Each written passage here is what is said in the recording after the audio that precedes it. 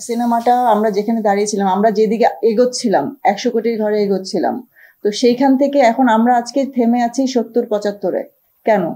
আজকে এটা 100 কোটির ঘরে চলে যাওয়ার কথা ছিল। তো এইটার মানে এটা খুব ঠান্ডা মাথায় একটা প্ল্যান করে করা একটা কাজ। আজকে আমরা আপনাদেরকে এখানে ডেকেছি বরবাদের পাইরেসি ব্যাপারে কথা বলতে। আপনারা সবাই জানেন বরবাদ গত 31শে মার্চ রিলিজ হয়েছে বাংলাদেশে।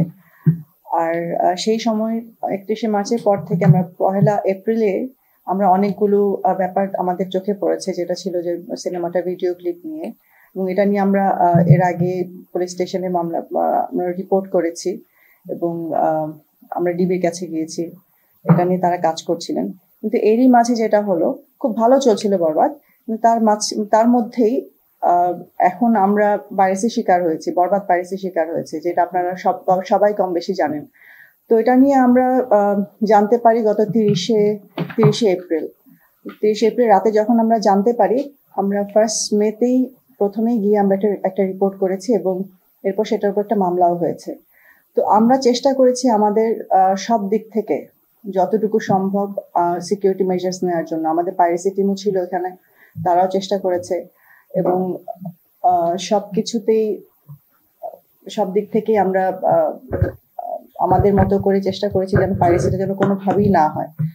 তারপরেও কোনো না কোনো মাধ্যম থেকে পাইরেসিটা হয়েছে, এবং শুধু আমি বলবো না যে নর্মাল পাইরেসি বা হল প্রিন্টে পাইরেসি হয়েছে, এটা এইচডি প্রিন্টে পাইরেসিটা হয়েছে। এবং এই এইচডি প্রিন্টটা শুধুমাত্র আমরা দিয়েছিলাম ডিস্ট্রিবিউটরদের কাছে। ডিস্ট্রিবিউটরদের যদি আমি বলি, যারা সেন্ট্রাল সার্ভার থেকে ডিস্ট্রিবিউশন করে সিঙ্গেল স্ক্রিনে, আমরা দিয়েছি সিনেপ্লেক্স, মাল্টিপ্লেক্স এবং আরো যত সিনেপ্লেক্স আছে বাংলাদেশে তাদেরকে দিয়েছিলাম ডিসিপি ফরম্যাটে। এখন এই আমাদের প্রশ্নটা হচ্ছে যে আমরা দিয়েছি যাদেরকে এইচডি প্রিন্টের অরিজিনাল কপিটা যাদেরকে দিয়েছি, আমাদের পাইরেসিটাকে সেখান থেকে হলো কিনা সেটা আমরা এখন পর্যন্ত জানতে পারছি না। এবং এটা আসলে আমার কাজ নাই। এটার জন্যই আমরা আমাদের পুলিশ স্টেশনে যেতে হয়েছে। আমরা তাদের উপর মানে এই পুরো ব্যাপারটার উপর একটা রিপোর্ট করেছি এবং মামলাও হয়েছে। তো এখন এটা গুলশান থানা থেকে এটা ডিবির কাছে দেওয়া হচ্ছে এবং তারা এটা হ্যান্ডেল করবে এখন থেকে। সিনেমাটা আমরা যেখানে দাঁড়িয়েছিলাম, আমরা যেদিকে এগোচ্ছিলাম 100 কোটির ঘরে এগোচ্ছিলাম, তো সেইখান থেকে এখন আমরা আজকে থেমে আছি 70-75-এ। কেন? আজকে এটা 100 কোটির ঘরে চলে যাওয়ার কথা ছিল।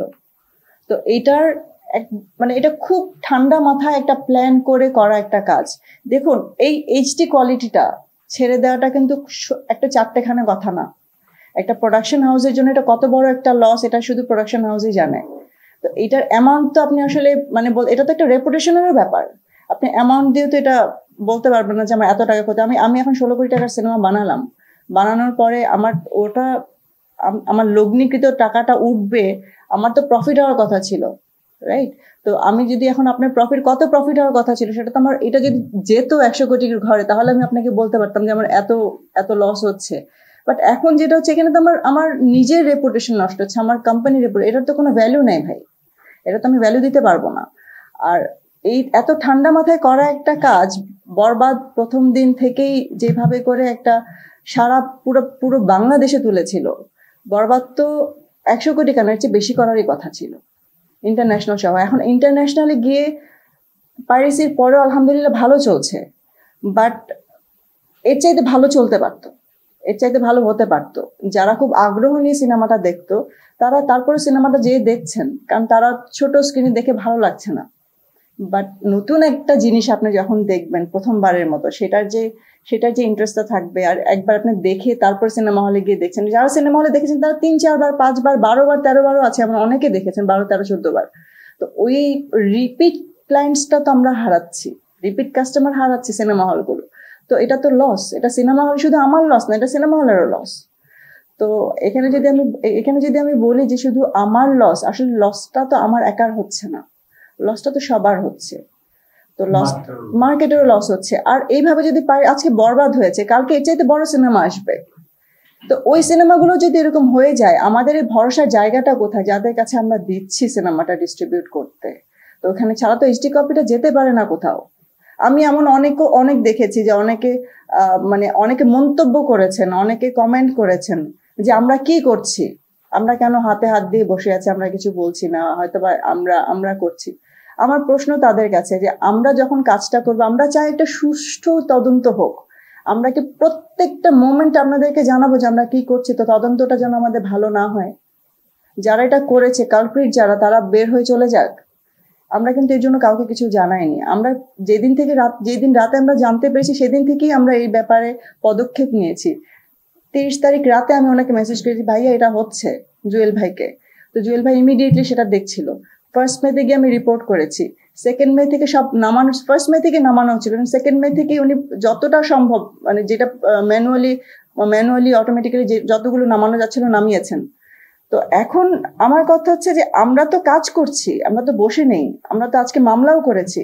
তো এই ব্যাপারগুলোতে যদি আপনারা প্রশ্ন করেন, কেউ কেউ বলছে যে আমি কোন একটা কোম্পানি, আমি কোনো জুয়ার কোম্পানিকে বেচে দিয়েছি। আপনারা কি বলতে পারেন যে এই ভিডিওগুলো এখন প্লে হচ্ছে একটা জায়গায় কোনো স্পন্সর বা কোনো বেটিং কোম্পানির কোনো লোগো আছে বা কোনো অ্যাডভার্টাইজমেন্ট আছে? কেন নেই? যদি আমি সেটাই করতাম, আমার যেটা করার হতো, তাহলে আমি এতদিন পরে কেন করলাম? আমার তো তাহলে অনেক আগে এটা হতো। বাট কেন এই প্রশ্নগুলো সাধারণ মানুষের মাথায় এতটুকু মানে সেন্স বলবো আমি যে নেই, যে ওনারা আসলে বুঝতে পারেন না যে এটা একটা কোম্পানির জন্য কত বড় একটা প্রপার্টি। আর আমি তো বাংলাদেশের জন্য এটা যেহেতু বরবাদ একটা বেঞ্চমার্ক ছিল, এবং সামনে আরো অনেক সিনেমা আসবে যেটা বরবাদকেও ছাড়িয়ে যাবে। তো সেখানেও যদি এরকম হয় তখন আপনারা কি বলবেন?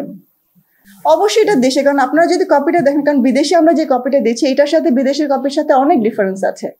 কারণ আমরা যেই ফুটেজগুলো দিতে পারিনি বাংলাদেশের আইনি কারণে বা আপনার কি বলে এটাকে সেন্সরের কারণে যেটা দিতে পারিনি সেটা আমরা বিদেশে দিয়েছি। তাহলে এই কপিটা তো, এই ব্লার করা কপিটা তো বিদেশে ছিল না, বিদেশে প্রত্যেকটা কপি আনব্লার করা ছিল। তাহলে এই ব্লার করা কপিটা গেল কোত্থেকে? একমাত্র বাংলাদেশ থেকে। তাহলে যতই আমরা বলি না কেন, আর এতদিন কেন ওয়েট করেছে? যার কাছে এইচডি কপিটা ছিল তার কাছে প্রথম দিন থেকেই ছিল। তারা ওয়েট করেছে এটার জন্য, এটা বলার জন্য যে বিদেশ থেকে এটা কপি হয়েছে। আসলে এটা বিদেশ থেকে কপি হয়নি। যারা বাংলাদেশে বসে আছেন তারা জানেন না যে বিদেশে কোন কপিটা গিয়েছে, এবং যারা বিদেশ থেকে দেখছেন তারা জানেন না যে বাংলাদেশে আসলে কোন কপিটা আমরা ডিস্ট্রিবিউট করেছি।